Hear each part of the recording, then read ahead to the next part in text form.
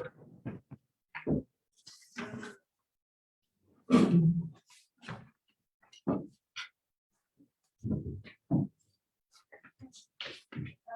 in the other class, but I wanted to try this one out to see. Okay. What's your name? Shayna Greenstein. Shayna? Greenstein. Where from? Wisconsin, Long Island. Not too far.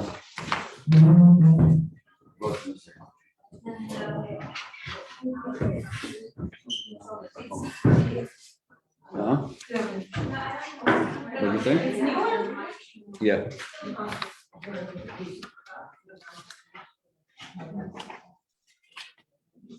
Rabbi Greenberg, are you gonna be part of the C team? I'm too old for that. No, you're not. You're awesome. I don't think I can. All right, I'll take attendance. So first I want to start with the fact that it's very important that everything we do in the free country, what we're in, should be in the schus of those that are in Ukraine. Scary time for them. And of course, Rebbe knows what he's doing. Protect all the Jews that are there. There are a lot of good goyim there as well. The president is Jewish and he's a very good person. Zelensky, wish him well, wish all the Jews there safety. And having schus, the fact that we are not in that situation. The next one. Is because Hashem knows that every Jew is responsible for other Jews. So when we are doing what we should be doing, it helps the Jews around the world. Someone asked the Rebbe once a question, something about the Megillah. The question was, you always say that we have to learn from the Megillah. We have to treat it as if it's happening today. This person was a linguist, loved to learn other languages. And he believed that it's important for people to know other languages as well. He tells the Rebbe, you see, Mordechai understood the language between the two plotters, Bigson and Seresh. They tried to kill Achashverosh, and Mordechai saved the life of the king and was rewarded later on. That's the whole turnaround of the Megillah started because of that story. So then, doesn't that tell us that it's important to learn other languages? Because if Mordechai would not have understood Tarsiya, some real weird language that we're speaking, that they were convinced that no one else knows this language, so they felt comfortable speaking out loud, and he overheard.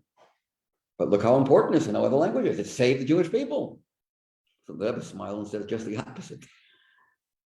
Why is it that they spoke in front of Mordechai in the first place? Because a Jew with a white beard understands our language. You think maybe some other secular guy, we gotta be careful, but a Jew with a white beard doesn't understand this language, and therefore they felt comfortable to speak before him. So go a step back. Before Mordechai heard, they had to speak. What caused them to speak out loud? The fact that they believe that Jewish people in general, except for, if you belong in the Sanhedrin, but if you don't, the average Jew does not, does not have any knowledge of the language that we're speaking in, and therefore they felt comfortable. So if anything, you could learn that Jews are known not to be involved so much in the world in terms of knowing other languages.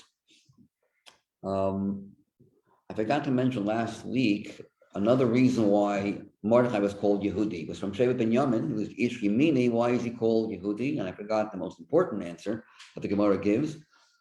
Anyone know the answer? We gave a lot of answers last week, but we didn't give the most important one. When are Jews called Yehudim? We're Am Yisrael, Bnei Yaakov, Am Yisrael. There's Yeshurun, another name. But when are we called? Throughout the entire Megillah, we're not called Yisrael, we're called Yaakov. We're called Yehudim. Why are we called Yehudim? Shevet Yehuda? Not all from Shevet Yehuda. The answer is, the Gemara says, Kol HaKofer Ba'avodah Zarah, whoever denies idolatry, gets the name Yehuda. In the word Yehuda, you have Hashem's name, Yud Kei Vav Kei. The four letters of the Tetragrammaton, Hashem's most essential name is hinted in the word Yehuda.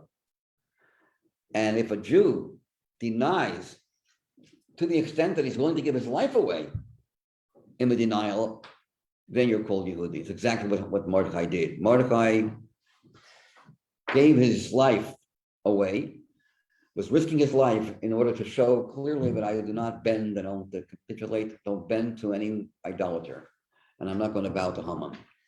So that strength of resolve never to give in, not the slightest one iota, is where a Jew connects to Yud Kei Vav Kei, to Hashem's essential name. Other names are not where God is, in his essence, essential state. But Yehudi, which has the 4 letters of Hashem's name, is represented when a Jew stands firm against idolatry.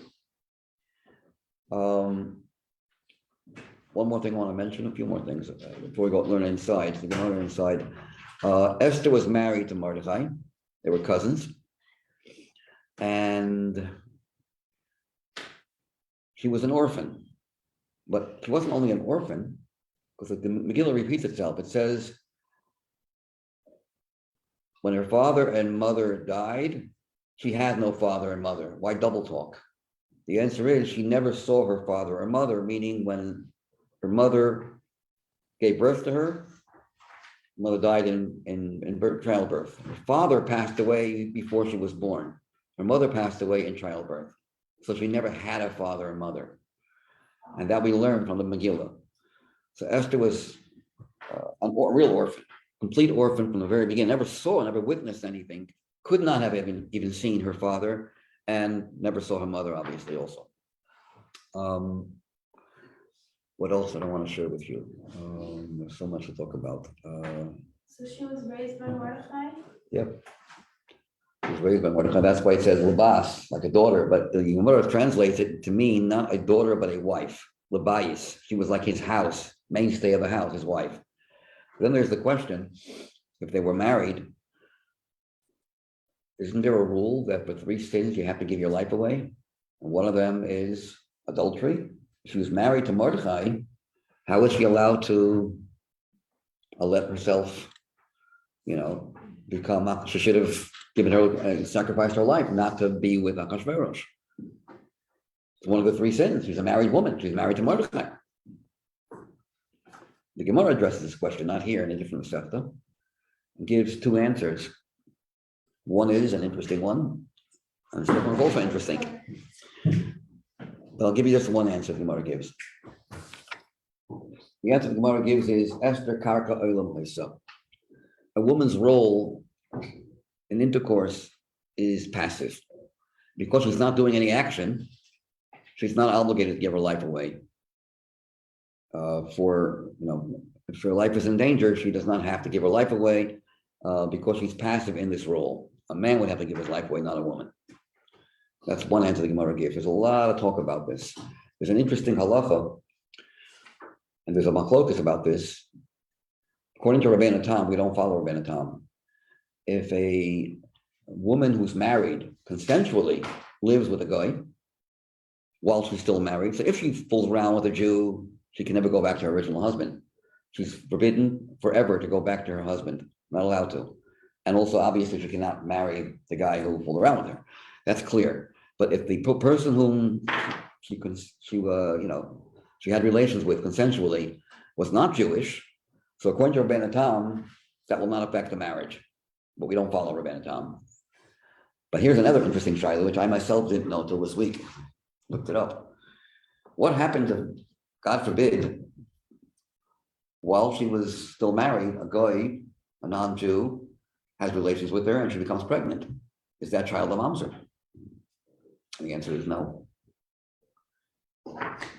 Only another Jew could take a married woman's relationship and turn the offspring into a mamzer. A non-Jew cannot do that. Someone who cannot be legally married, according to Jewish law, cannot cause the baby who's born, who's conceived through that relationship, even though she's a married woman.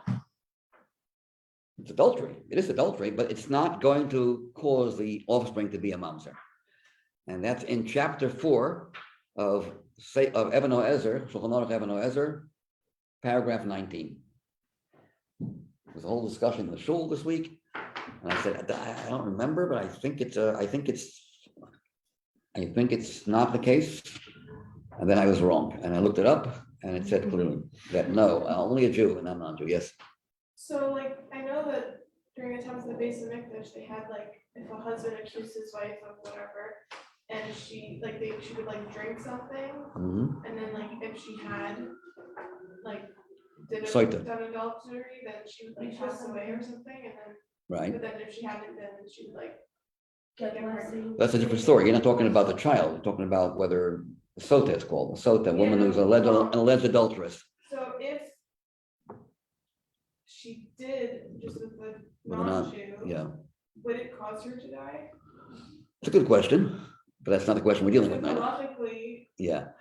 Halachically, she would be violating the adultery. So apparently, yes. I have to check it out again, but it's a good so question. it is adultery, just the child. Right, but the child can't, to affect the status of the child, it's not. According to some, it's not adultery. According to Rabbi Tom, it's like he says, it's like having relations with an animal. That's what he says. And it doesn't affect the marriage at all. She's allowed to go back to her husband. Doesn't mean what she did was kosher, obviously not. But we don't follow the famous sheet of Rabbi Tom and Tosfos. Okay, that's enough for halacha. So a mamzer is only for if she If she fooled around with a Jew, yes, right. Okay. Let's see the Gemara inside. Now, the first page, of course, is just the original Hebrew. If a person did that over the issue, she's like a tight line. Married to a Kohen, then the difference would be that even if she was raped, God forbid, she would not be allowed to go back to her husband with a Jew.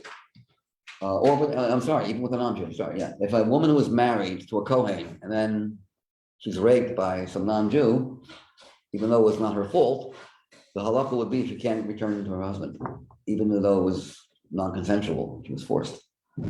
By a Kohen. But anyone other than a Kohen. Anyone other than Kohen, unless if it was not consensual, and she's not allowed to go back. According to Rabbeinu Tam, it would not affect her. Oh, by the way, the story with the so although the child is not a mamzer, but if the child is a girl, let's say the child is a girl. The child is a girl. Hold on a second.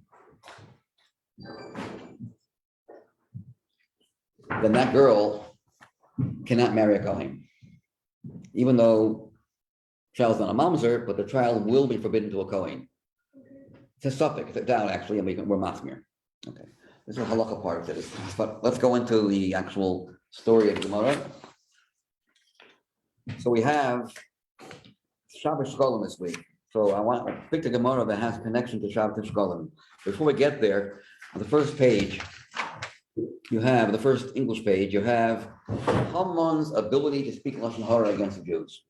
He didn't pick on false things, he picked on some truth. But boy, did he magnify them. And as a result, it was very effective. And we'll see the whole conversation he had with Achashverosh was very scared, to allow Haman to have his way because his predecessors were very strongly punished. Belshazzar, when he decided to take out the Kalim of the Beis Hamikdash, earlier cases, without even trying to harm Jews, everyone suffered. He doesn't want to suffer, he's afraid. So Haman pacifies him. Don't be afraid, he says. Let's see it inside. On the first page, on the left-hand side on top, the Megillah continues that Haman said to Achashverosh the following: Yeshno amecha. It's a strange word. Yeshno amecha. Well, just get to the point. There is one nation. Well, what's the point in saying Yeshno amecha? Well, he said in whatever language he spoke, but with the equivalent of in Hebrew, Yeshno amecha. There is a nation. One nation. What does he mean by that? Jewish people. Why is he calling them Am Echad, and why is he saying Yeshno? There is. Take out the word there is. The Jewish people are such and such people, and Amar Rava, so Rava says the following: Leko de Yoda Lishnabisha Kehaman. There was nobody who knew how to slander the Jews as skillfully as Haman. He really knew he knew material. He had a lot of knowledge in Judaism. Amar Le, so Haman says to Achashverosh before he even started Lashon Hara, he said, "Ta, come Achashverosh, nichlinu." We're both into it, right? We're both interested in the same thing. You have a page? Nichlinu, Kilayon, let us destroy the Jewish people. Armale, so Achashverosh says back to him, Mistafina, Me'elikov. I am afraid of their God. The lo levad be, you should not do to me, Kida Ovid Bekamoy, as he did to my predecessors. I would love to do what you want me to do, but I'm afraid.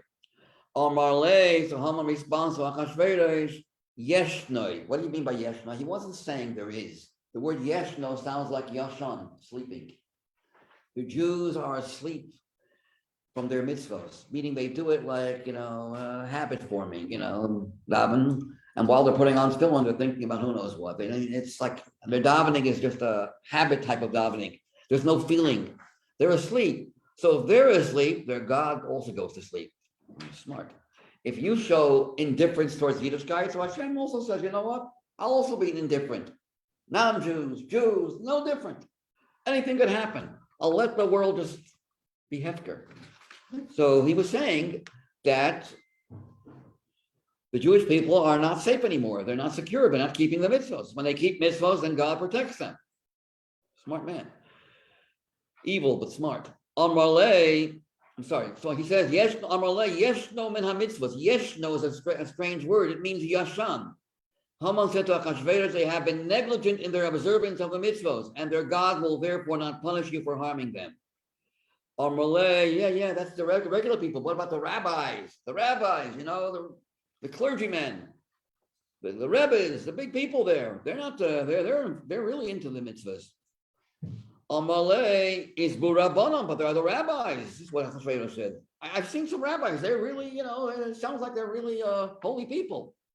And they're they're observing the mitzvahs, and they're not doing it in a indifferent towards their beliefs. They're doing it with full chayis, vitality. How then can you say that I should feel safe and sound? On Marley, so Haman said back to Achashverosh, Am echad heim. They're one people. So there's two explanations of what he meant by one people. The rabbis are also not so holy. And part of it is true. Or, no, the rabbis are holy, but the rabbis are responsible for everyone else. Kol Yisrael Arevim Zeh B'Zeh. All Jews are guarantors for each other. We're all mixed together. He's right. Arevim, you know what Arevim means? Arev means a guarantor. It also means mixed. It also means sweet. There's a certain sweetness that every Jew feels for another Jew.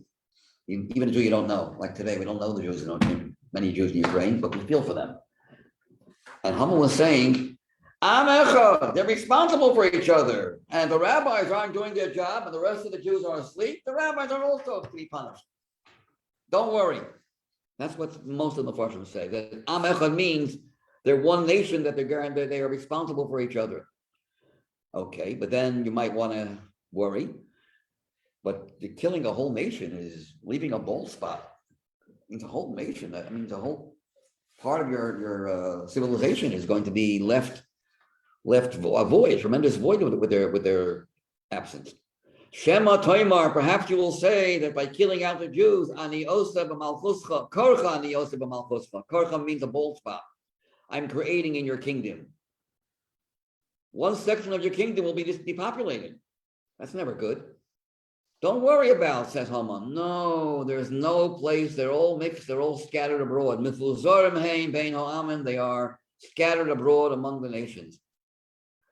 Shema toima, but you might want to say, Ishana beinayu. Perhaps you will say, but I get benefit from them. I pay the taxes. It's important to have a lot of people. So he says, don't worry about that. If you're worried about that, miforad. Miforad means dispersed, but it also sounds like the word a mule. A mule cannot produce children, offspring, which means there's nothing to benefit from them. They can't produce anything. They're like this miforad. The word miforad means they're like a mule which does not bear fruit. They do not produce anything worthwhile.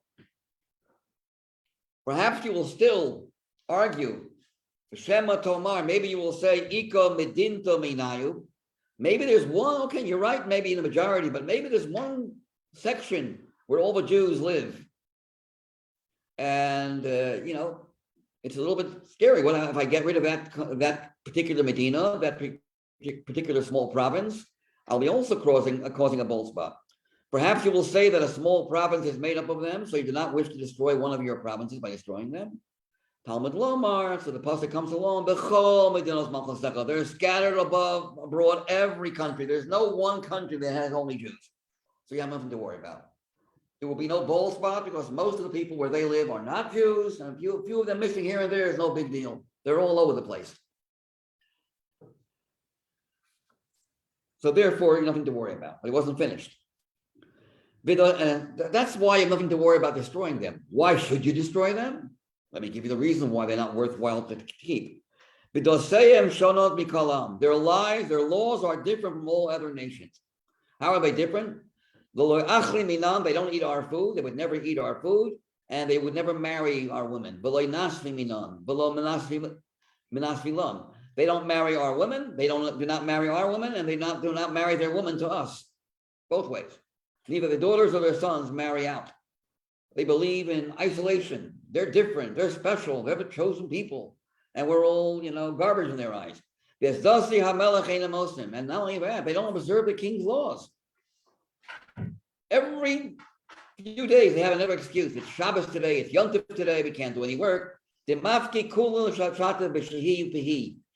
an abbreviation. They waste the whole year avoiding the king's work by saying, today is Shabbos. Bishabbat Hayom. Beishin Hey Yud. Bishabbat Hayom. They use this excuse. It's Shabbos today or Pesach today.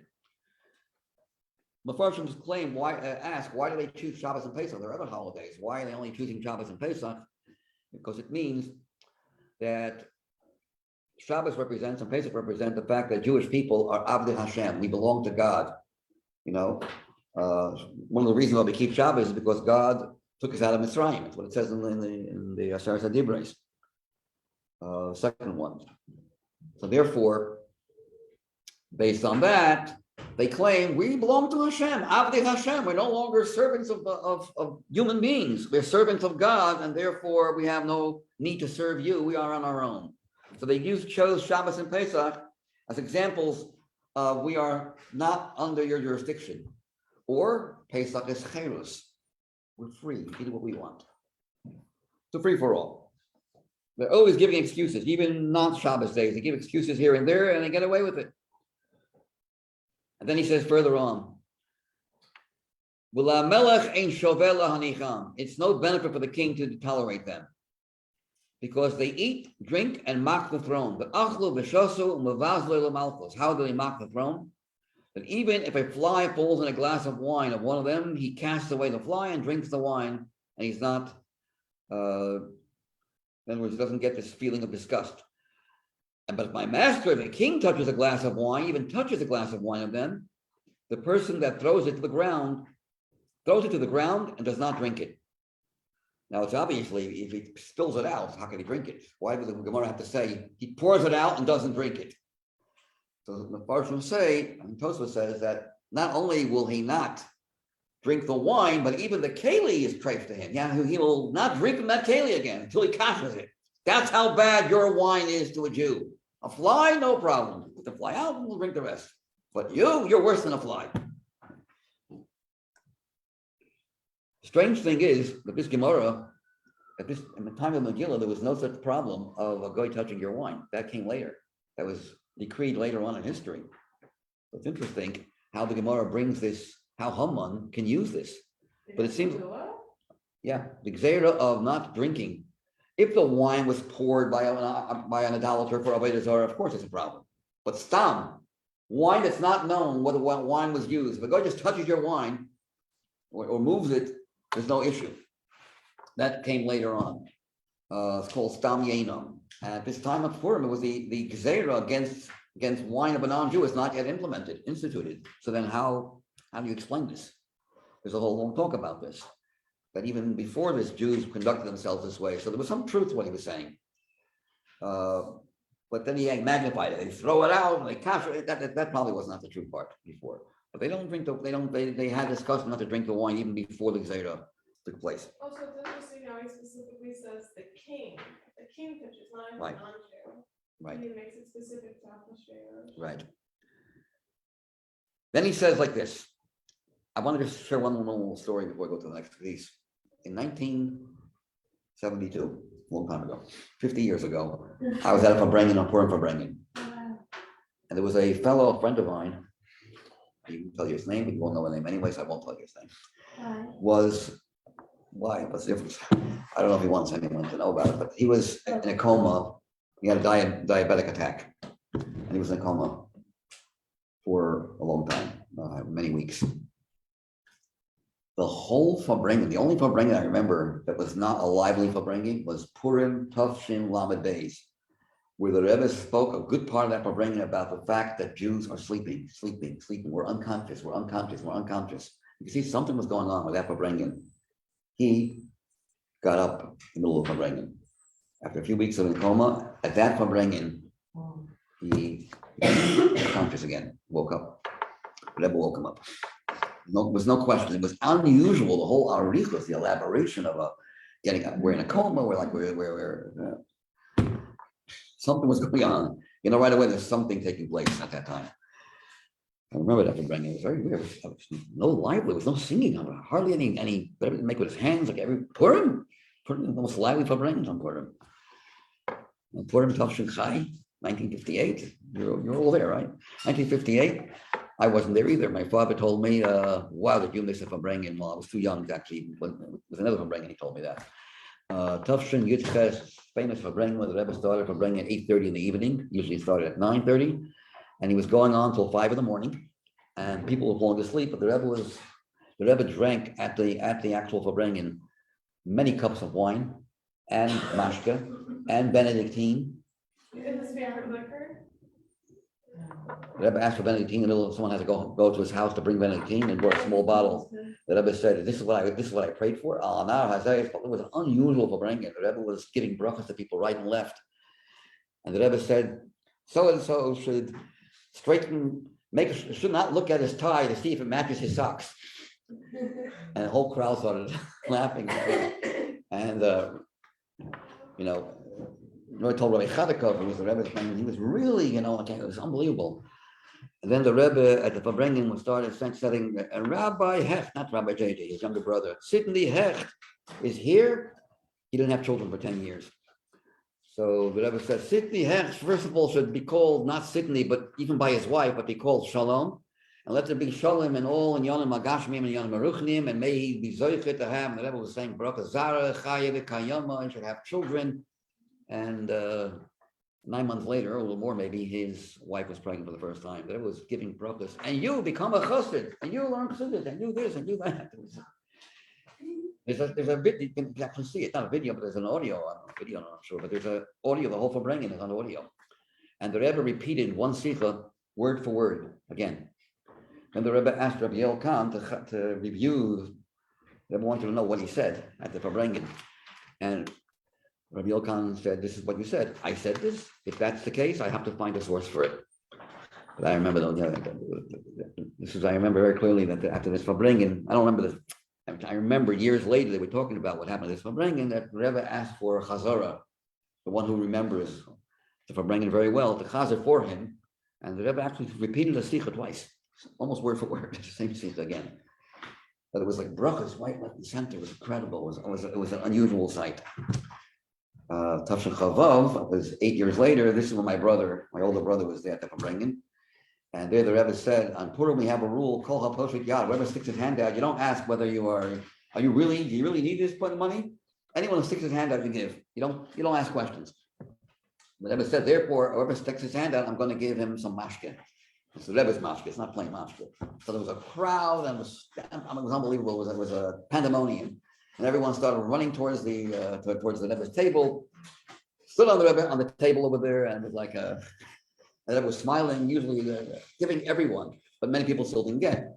As the Rebbe was going towards his car, there were a whole bunch of people who ran towards the car to get the last drop. And then a whole bunch of people started standing on top of the car, and the car smashed. And the Rebbe had to go home with a different car. My friend, my classmate of mine, his father took the Rebbe home with a different car. The Rebbe smiled, he couldn't care less about the car.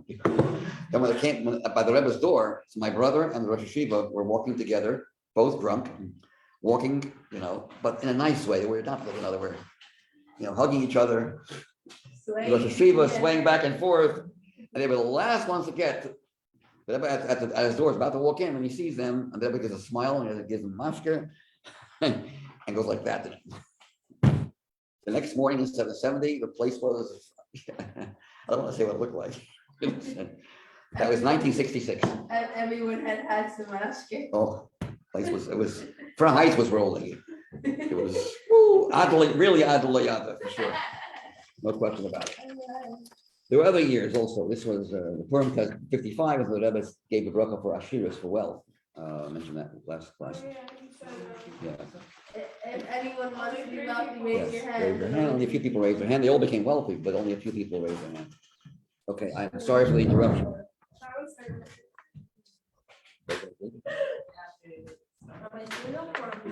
What? I don't know how many. I could be wrong. I'm not sure, 3 or 4 or 5 or 6. Could be. Rabbi Popak is one of them. I was like, I would have said a maid. Pitchwick, I think, is another one. Yes. I don't remember all of the names. Like, why wouldn't you say a maid when someone's Okay. Now, here comes the part with the shkolim. Imal HaMelech Toiv, so Haman offers to Achashverosh a lot of money. It's close to $30 million in today's currency. Aseres alafim kikar kesef. Now, the amount that he offered, kikar, a little math here, a kikar is of silver is equal to 3,000 half shekels. Well, He gave 10,000 kikar. That equals all the shkolim the Jewish people gave, 600,000 Jews, for 50 years. Why 50 years? Because when did you have to start giving the Machzah shekel? At the age of 20 only. It was for those that were counted. They weren't counted below 20. You only counted the Jews from 20 years and up. How long does a person live on the average? 70, let's say. 20 to 70, 50 years. 600,000 people for 50 years, do the math, it comes out 600,000 half shekels times 50 is exactly 10,000 kikars. I mean, the math. One kikar is 3,000 half shekels, then 600,000 times 50 will equal 10,000 kikar kesef. 600,000 just for 1 year, 600,000 half shekels will equal 200 kikars. Times that by 50, 50 times 200 is 10,000. So Haman had in mind to erase the schus of the Jews offering Machzah shekel for the karbanos. And this Shabbos is the Shabbos before Chodesh, other Shabbos before Purim, we do it again. One of the reasons is, we'll see another reason Gemara give, but one of the reasons has to do with the idea that Haman wanted to eradicate the schus of the Machzah shekel. So therefore, when it comes to the month of Adar, the month of Purim, right before, the Shabbos Mevarchim before, we call that the Shabbos of Shkolim. There's also a reason the Gemara gives in a minute, we'll see the reason. Anyways, it was clearly known in advance before he who spoke and the world came into being, i.e. God, that Asid Haman Livskil Shkolim al Yisrael, the Haman was destined to weigh out Shkolim, silver coins, for the purpose of destroying the Jews. When it comes to the Jewish people, Hashem always prepares the cure before the disease. yeah. It's not only because he wants to have the cure there, it's Hashem only punishes us so we should get to the cure. He's looking to cure us. So he creates the cure to show that's the purpose. By the non-Jews, it's not that way. He punishes them. If you do tshuva, we'll cure you. But for the Jew, the Eibishter is looking forward to our tshuva. And therefore he creates the cure, which is what tshuva is all about. The physical cure, which is related to tshuva, which is a spiritual cure. He creates that before. That's why in the Megillah, it's strange. Chapter 3 begins with, after what just happened in chapter 2, now Haman becomes a big shot. What's the connection? What happened in chapter 2? Nothing to do with Haman becoming a big shot. On the contrary, it talks about Mordechai. So what's the flow? After this and this and this, now Haman can become a big shot. Now Gidal HaMelech HaKashverosh as Haman ben Abdasa. The answer is, Hashem created the refuah in chapter 2. Mordechai saved the king's life. So now we have the refuah. Now let Haman become big. Now that we have the refuah, we can give the makkah. Achar, after the refuah, now comes the makkah. So the Abishai did the same thing. He prepared the cure for Haman's offering of 10,000 kikar with the skull in the offer that he told the Jews to bring to buy karbanos. Every Nisan, they would have to buy karbanos on the new collection of money. And it took a month for that, all the money to be given. And it was already collected by Rosh Chodesh Nisan. They announced it, Rosh Chodesh Adar. The announcement of, hey Jews, time to prepare yourselves to buy to provide for the New Year's karbanos. And by the time Rosh Chodesh Nisan took place, they had the collection completed. Anyway, so here he says like this: therefore, Hashem caused the Jews to precede their shkalim to Haman's shkalim.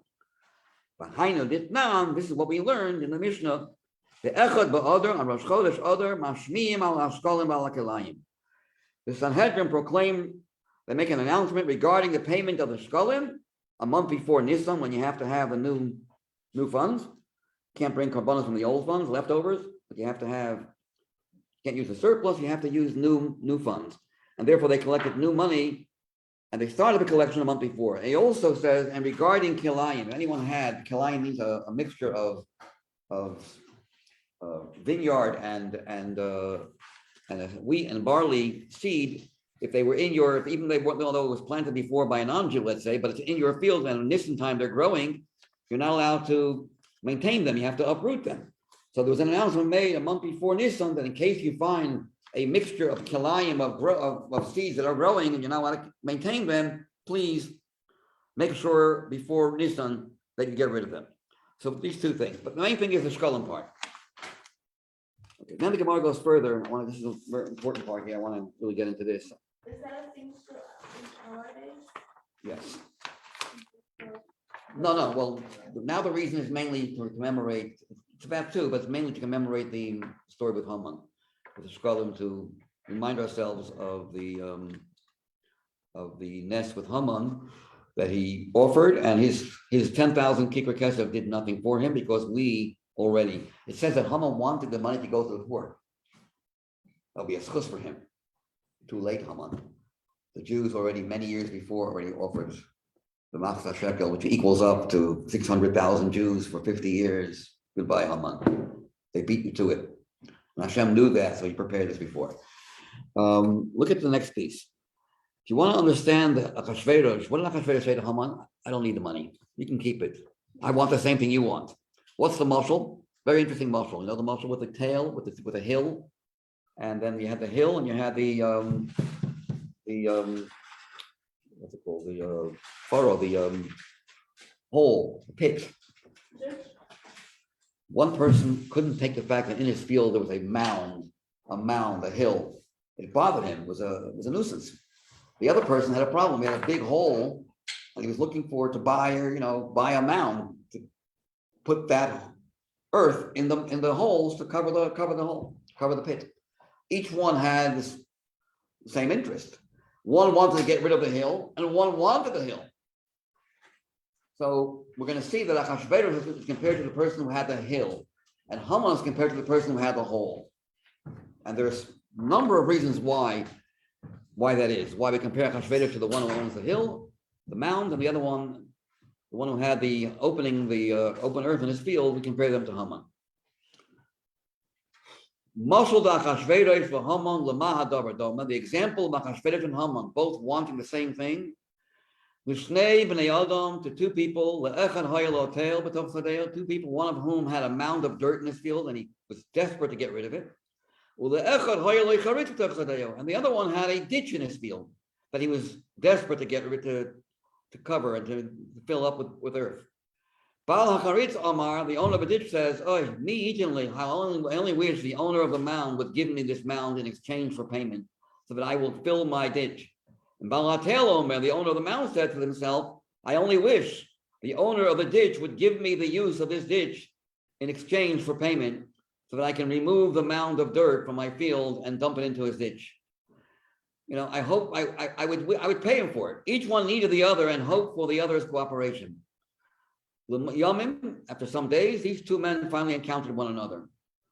Amalei Bal HaCharitz Lebal HaTeil, so the owner of the ditch says to the owner of the mound, can you sell me? I know you might want, you want to keep it, but can you sell me your mound? Amalei, sell? Take it. The owner of the mound said to him, take it for free, and it were so. Similarly, both Achashverosh and Haman wished to destroy the Jews. Thus, when Haman offered the purchase the right to do so, Achashverosh gladly gave his consent for no payment at all. So why is it that Achashverosh is compared to the tail? So the person who has a mound, the hill, which is a nuisance, and Haman is the guy who owns the ditch. So there are a whole bunch of interesting answers. One answer is Achashverosh didn't hate the Jews because he looked them as like vermin, like Hitler. Vermin, yeah. The Jews are, like an empty pit, but rather I'm scared of them. They're going to take me over. In fact, he had this the astrologer saying that a Jew will take over your kingdom. Little did he know it was his own son, the Yovish with Esther. But he thought, so he was scared. The Jews were a gigantic mound in his presence. Haman, on the other hand, this emptiness, this void, this worthless people, this subhuman entities. That's one answer. Another answer is that Achashverosh did not want to kill the Jews right away. He wanted to lift them up, make them really sin more, invite them to the party, and he knew they're going to partake, even if they eat kosher food, but it'll be from food, and the kalim were used for the Beis Hamikdash, and that will decrease their schus. So he wanted them to become big and then drop them down. Haman wanted to kill them right away. Just get rid of this and not wait, wait till they sin. He had no patience for that. So he's compared to the charitz, to the owner of a ditch. A third answer that I saw is that Haman and Achashverosh had different. Achashverosh wasn't someone who would gain by getting rid of the Jewish people. He would just not lose. In other words, the Jews were a nuisance. Haman, on the other hand, felt that not only will he get rid of this nuisance, the vermin, but Haman was from Esau. We know Hashem tells Rivka when she had two babies inside of her, if the only way Rome can become big is if the Jews go down. They can't both be big or both be downtrodden. One thrives on the other's defeat. So if I will destroy the Jewish people, I am a descendant of Esau, I will grow. Therefore, he's compared to earth. I will have earth in my charitz. I will gain. Earth is something substantial. Getting rid of the tail, getting rid of something is just getting rid of a problem, but you're not gaining. So Achashverosh just gets rid of the obstacle, gets rid of the nuisance. Haman had in mind, I will fill what I'm losing, I will gain. The loss of the Jewish people will be my gain. Covering them up will mean that I have now earth to grow. Earth is a source of growth. That's how some other Mepharshim learn. There's numerous commentaries explaining why one is compared to the hill, one is compared to the different kinds of anti-Semitism. Okay, to conclude what we started with, we hope and wish that our fellow Jews and all people there, and any humankind, any loss of human life is painful, but especially the Jewish people, whether we know them or do not know them, are in an ace right now, in a time of anguish, and we need a lot of schusim, and thus those that are not in that situation, any mitzvah you do, any positive thing you do, you can help the Jews out over there as well. Fill in whatever it is you say and increase and making achlata, making resolution for the good, should all be done as soon as possible. Have a wonderful Shabbos.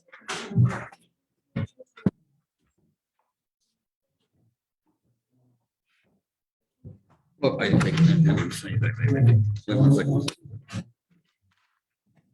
You want to take it down for me? What? You want to fill in the attendance sheet?